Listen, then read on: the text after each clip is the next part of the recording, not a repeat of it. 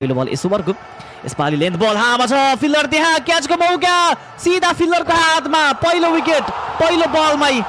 हेजलेटको wicket आउन पुग्यो short बल थियो लेन्थ बल थियो बाउन्स भएको बल थियो मिड विकेटको क्षेत्रमा खेल्न आएका थिए सर्ट मिड विकेटमा फिल्डर त्यहाँ थिए दिपेन्द्र सिंह ऐरी र पहिलो विकेट पहिलो ओभरको पहिलो बलमै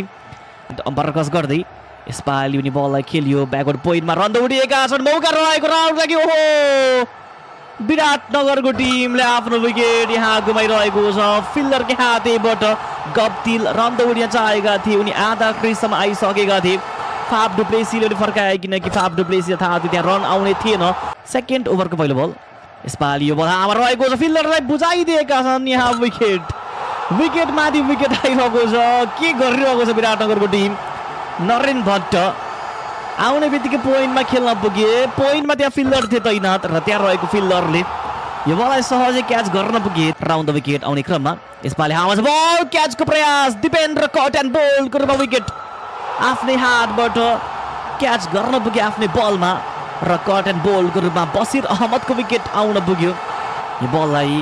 डिफेन्स गर्न चाहेका थिए बल हामा उडेको थियो र अगाडि गएको थियो द विकेट आउने क्रममा यसपालि ब्याटको बाहिरी किनार हामा छ बल फिल्डर त्यहाँ विकेट आएको छ दिपेन्द्रको हात बल गयो र दिपेन्द्रले यो बललाई क्याच गर्न पुगे लोकेश बहादुर बमको विकेट आउन पुग्यो पहिलो बल अफ स्टम्प राखेको बल र विकेट नेपाली प्लेयरबाट आशा कुनै प्लेयरबाट पनि गर्न सकिने अवस्था छैन नेपाली खेलाडीबाट चाहिँ आशा गर्न सकिने अवस्था छैन कुनै बल अम्पायर क्रस गर्दै उडाइएको छ बल हामा छ फिल्डर त्यहाँ मौका छ विकेटको लागि र सफलता प्राप्त गर्न पुग्यो सुदूरको टिमले एउटै विराटनगरको लागि आशा फाफ डुप्लेसीको रूपमा रहेको विकेट पनि गुम्न पुग्यो विराटनगरको टिमलाई यसपालि भित्र राखेको बल सिधा ब्याटले अगाडि खेलियो एक रन दौडिएको राउन्डको मौका रहेको छ अर्को विकेटको पतन यहाँ र राउन्डको रूपमा विकेट आयो मार्चिन डिलाङ्क दौडिएका थिए उनी